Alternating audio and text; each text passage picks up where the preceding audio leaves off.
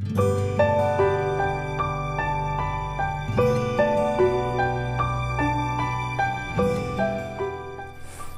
everyone, my name is Navyn, and today we are going to be talking about post-traumatic stress disorder. This is going to be a more general overview of PTSD. In the future, we are going to have a more scientific version of this video, but today we're going to keep it pretty simple and just sort of go over the basics. I also just want to give a small trigger warning. We're going to be mentioning trauma and traumatic events. We're not going to go into any specific details, and it's going to be very vague, so there is really no concern. I just wanted to let you guys know ahead of time. So, into the video. Post-traumatic stress disorder, or PTSD, is a psychological disorder that is caused by exposure to a situation of extreme danger and stress. To put it simply, it's an extreme reaction to a severe stressor. The stressor in this case is a traumatic event in which death or injury, actual or threatened, occurs. Some medical events or treatments also can lead to PTSD. The likelihood of someone developing PTSD after a traumatic event increases if the danger or violence that occurs during the traumatic event comes from another person. This means that it's more likely that you'll develop PTSD after an attack rather than something like a natural disaster.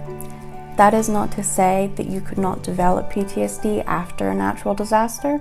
It's just less likely than if you were involved in an event in which a person or persons incite violence against you.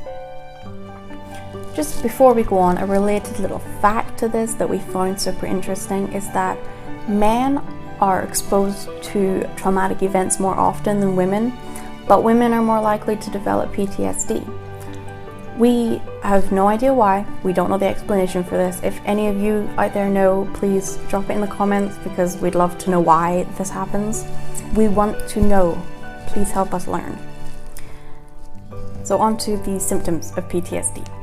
The DSM-5 categorizes the symptoms of PTSD into 5 clusters. These are the stressor, intrusion symptoms, unpleasant changes to mood or thought, avoidance, and changes in reactivity. There are quite a lot of symptoms to PTSD, and if I sit here and list them all, we could be here for hours. So we're just going to go through some of them, which include recurring dreams, flashbacks, and avoidance of anything to do with the stressor. So you'll probably hear people talking a lot. For example, if a soldier comes back from war, they might have complete, full experience flashbacks in which they will hear the war, see the war, just think that they are right back there, and they will experience it all again. There are different types of flashbacks, and I actually want to cover that in a different video, because I think that's really interesting and something that a lot of people don't actually know, and I think that could be kind of helpful. So, moving on, someone with PTSD may also experience a loss of interest in social activities, feelings of detachment from others, numbness of emotional feelings, and also feelings of hopelessness about the future. I think those are all quite similar to symptoms of depression, which is really interesting. I think depression and PTSD probably go quite hand in hand. They would be comorbid disorders. So it is very likely that someone with PTSD would experience the symptoms of depression. That makes a lot of sense. There are also some more physical symptoms of PTSD, and these include irritability, outbursts of anger, difficulty falling or staying asleep, and a lack of concentration. There is also a heightened reaction to sudden noises or movements, because PTSD, more often than not, puts you on high alert all the time, looking out for any danger that's around you, and that's exhausting. But sudden noises or movements that you aren't expecting could trigger a flashback, in someone with PTSD. So it's always a good idea, if you know someone who has PTSD or CPTSD, to be very careful around them and not startle them. According to the DSM-5, the symptoms of PTSD need to be persistent for at least 1 month. They also need to cause distress and or functional impairment in your day-to-day life.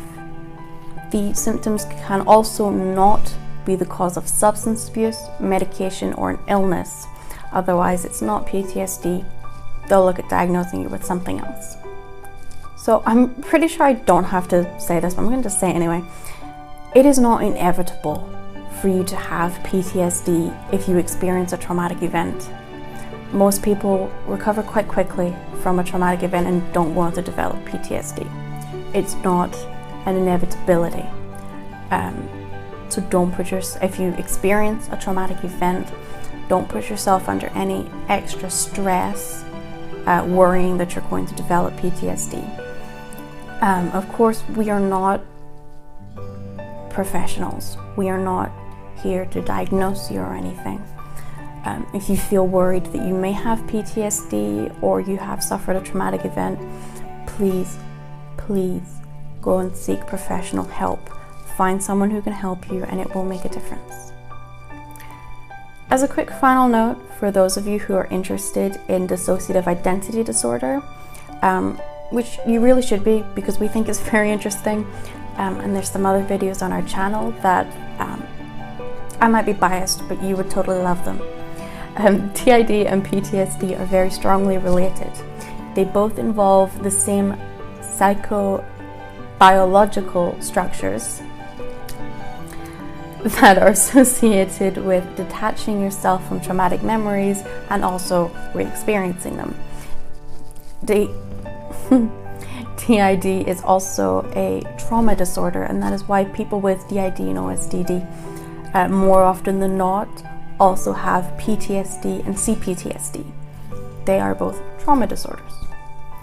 Okay, that is everything for me today. Thank you so much for watching. As usual, all our references are going to be down below.